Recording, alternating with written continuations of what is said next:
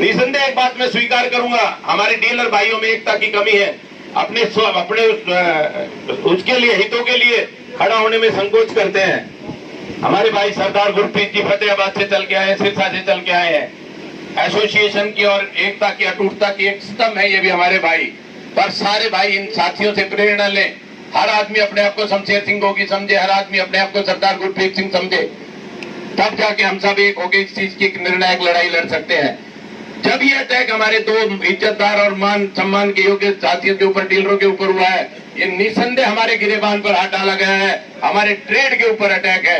और इस चीज के लिए ये बीपीसीएल के भ्रष्ट अधिकारी सुन ले, चाहे दूसरी तेल कंपनी है पड़ोस में बैठी है उसके अधिकारी सुन ले, जब तक इसके एक निर्णायक फैसला हम फाइनल हथौड़ा मार के नहीं कर लेंगे, ना तो हम हटते और ना पीछे हटेंगे। चाहे भाई कुछ हो जाए, पंप बंद हो जाए, 100 बार हो जाए, हमारे भाई 10 दिन 20 दिन महीना अपने पंप बंद रख के संघर्ष कर लेंगे, पर इससे आगे अब सहा नहीं जाएगा। बहुत हो लिया। 3-4 बातें मुख्य रूप से हमारी सामूहिक रूप से हमने निर्णय लिए हैं। आज जब मैं धरने के लिए पहुंचा सुबह 9:30 बजे, तो वीडियो में मौजूद एक डीलर के साथ जो मारपीट कर रहा था, परणाधारी, सामने पिंचर की दुकान है, ये पुलिस के भाई सुन रहे हैं, वो यहीं पर बैठा हुआ आराम से हुक्का गुड़गुड़ा रहा था। ये पुलिस तंत्र की विफलता है। तो हमने 3 फैसले किए हैं। या तो 72 घंटे के अंदर इन मुलजिमों को, ये पुलिस विभाग खड़ा है, हमारे एसएचओ साहब खड़े हैं, उनको गिरफ्तार कर ले। नहीं, हरियाणा प्रदेश के डीजीपी को, एसपी पानीपत के माध्यम से और मुख्यमंत्री को हम ज्ञापन देने जा रहे हैं। 3 दिन के बाद हम हरियाणा पुलिस विभाग का तेल देना पेट्रोल पंप एसोसिएशन बंद कर देंगे। किसी पुलिस की गाड़ी को तेल नहीं देंगे। अगर फिर भी ये नहीं माने तो हरियाणा प्रदेश के सारे पंपों की चाबी बंद करके हम हरियाणा सरकार के दरवाजे पे पहुंचा देंगे। हम नहीं करते ऐसे अप्रजातांत्रिक तरीके से काम, जहाँ कानून व्यवस्था का कोई बोलबाला, अव्यवस्था का बोलबाला है, कोई कानून व्यवस्था नहीं बची है। सोनीपत में हमारे भाई के पंप पे कल 8 लाख की डकैती हुई है। रोजाना ही जी पैसे के चक्कर में हमारे सेलमैनों के ऊपर अटैक करके पैसा छीना जाता है। पुलिस वाले, हरियाणा पुलिस में बड़े दावे के साथ कहता हूं, हमारे पंपों से तेल भरवाती है, उधार में तेल भरवाती है, और काम क्या करती है, ओवरलोड वालों से पैसे लेने का काम करती है। कोई एफआईआर दर्ज कराने चला जाए, उससे पैसे लेने का काम कर रही है। इस भ्रष्ट तंत्र को सिवाय पैसे कमाने का कोई काम नहीं रह गया। मेरा निवेदन है, हमारी आपसे कोई लड़ाई नहीं है पुलिस विभाग से, पर ये जो सामने चोर उचक्के बैठे हैं, जो हमारे हितों पर डाकर डालकर हमारा तेल बेचकर या निर्विवाद रूप से होका पीने का काम करते हैं, ये सब आपके संरक्षण में हो रहा है और इस चीज को बर्दाश्त नहीं किया जाएगा। हम हर लड़ाई लड़ेंगे, ईंट से ईंट बजाने को तैयार है, पर इस तंत्र को खत्म करके दम लेंगे। ये हमारा आखिरी प्रण है। और इसके लिए हरियाणा प्रांत का एक पंप बंद हो जाएगा। ऐसी अव्यवस्था फैल जाएगी, समझ में नहीं आएगा इस प्रदेश सरकार के भी। हम सरकार के खिलाफ नहीं है, हम कानून व्यवस्था की जो बिगड़ती हुई स्थिति है इसके खिलाफ है। हम पुलिस विभाग के खिलाफ नहीं है, पुलिस विभाग दोषियों के खिलाफ एक्शन नहीं ले रहा, इस बात के खिलाफ है। कैसे हो सकता है कि पुलिस की मिलीभगत के बिना सामने पेट्रोल पेंचर की दुकान चलाने वाला जो उस दिन कलेश जी को सबसे पहले थप्पड़ जिसने मारा, वो आदमी आज भी पन्ना बांध के यहाँ बैठा है। लानत है इस विभाग के ऊपर। हम व्यापारी आदमी हैं, प्रजातांत्रिक तरीके से विरोध करना जानते हैं, पर जब पानी सर से ऊपर हो जाएगा तो कोई भी कदम उठाने के लिए हम मजबूर होंगे। लॉ एंड ऑर्डर की स्थिति हम नहीं बिगाड़ेंगे, गांधीवादी नीतियों में आस्था रखते हैं, पर कोई बात अगर आएगी तो हम टकराने से भी पीछे नहीं आएंगे। ध्यान से सुन ले, प्रशासन का है, सीआईडी के लोग खड़े, हमारे आदरणीय गोगी जी हमारे बीच में मौजूद हैं। इसके बाद इन फैसलों में और कोई अमेंडमेंट अगर वो करना चाहेंगे तो उनकी सहमति से और उनके आदेश से हम बात मानेंगे। मैं आदरणीय गोगी जी से भी निवेदन करूंगा, 2 शब्द कहें। देखो, फैसला तो प्रधान जी आपने सही कर दिया, लेकिन लागू अगर सही हो गया, फैसला करने में लागू करने में फर्क है। अगर यहां से घर जाते जाते पीछे से फोन आ जाए सेल्स अफसर का, तो क्या कहोगे?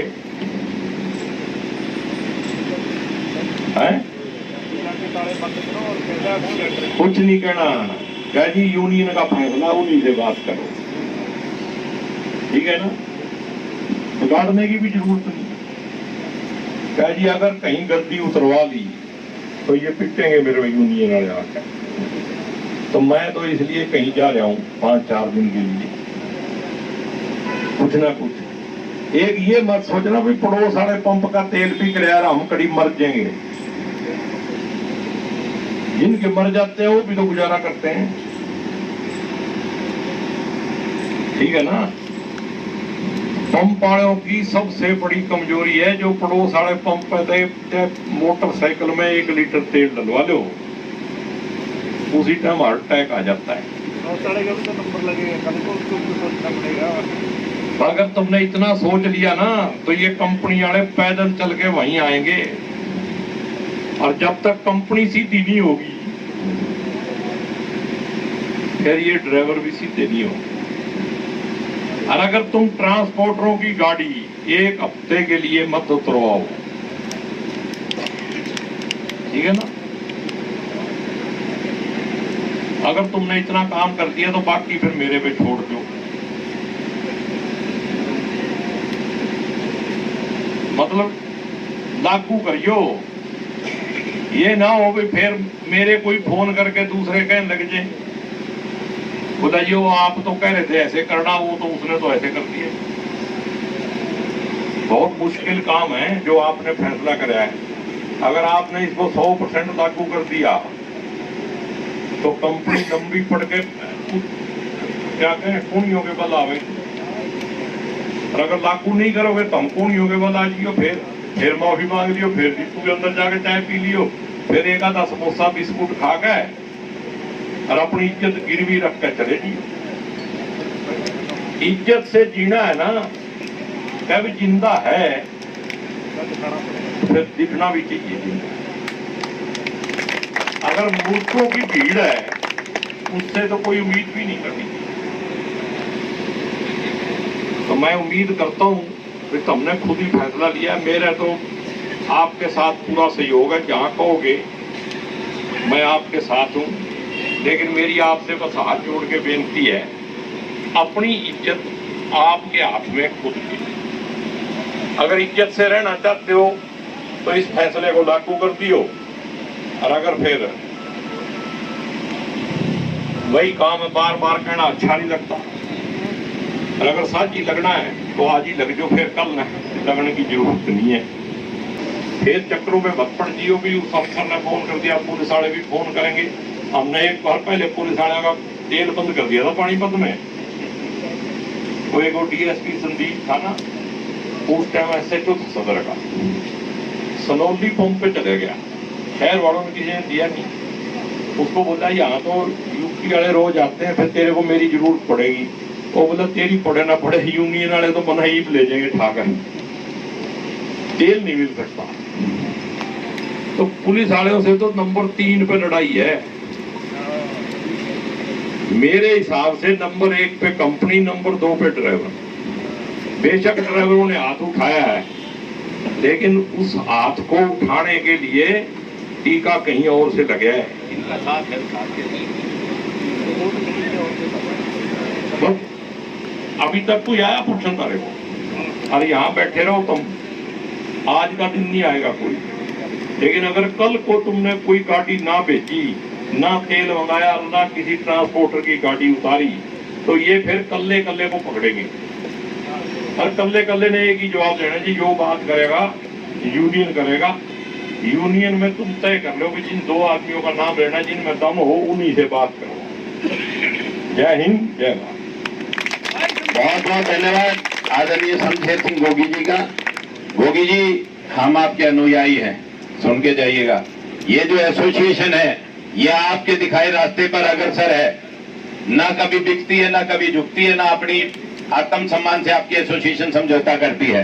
हमारे बीच में हमारे भाई आदर्श पाल जी भी पधारे हैं, जो BPCL एसोसिएशन के प्रदेश अध्यक्ष हैं। आए और स्थान ग्रहण करें। जो हमारे भाई विभिन्न जिलों से प्रधान आए हैं, डिस्ट्रिक्ट प्रेसिडेंट आए हैं, डिस्ट्रिक्ट बॉडी के ऑफिस बीरर आए हैं, एक बार पुनः उन सबका मैं हार्दिक स्वागत करता हूं।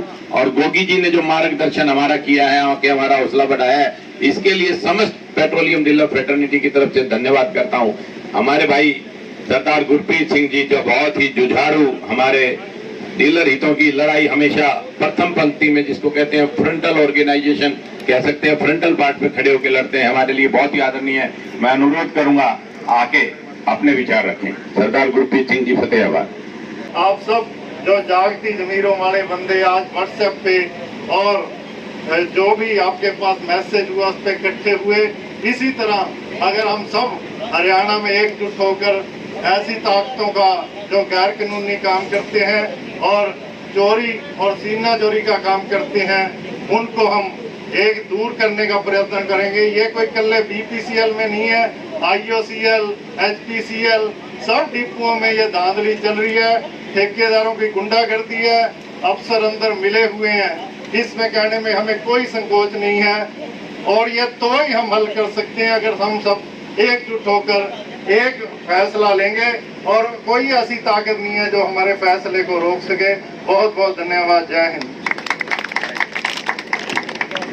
बहुत बहुत धन्यवाद गुरप्रीत वीर जी, आपने जो बात रखी और साथियों का जो हौसला बढ़ाया उसके लिए मैं आपका धन्यवादी हूँ। आपने जो एकता की और एकजुटता की बात कही है, आज भरी बिरादरी के बीच में मैं आपकी बात को स्वीकार करते हुए एक बात कह रहा हूँ और बड़ी जिम्मेवारी से और बड़ी निष्ठा से कह रहा हूँ कि इस हरियाणा प्रदेश के डीलरों के हित की कहीं पे भी बात होगी तो हमारी PDWA आपके साथ हर प्लेटफॉर्म पे बैठने को तैयार है, एकजुट होने को तैयार है।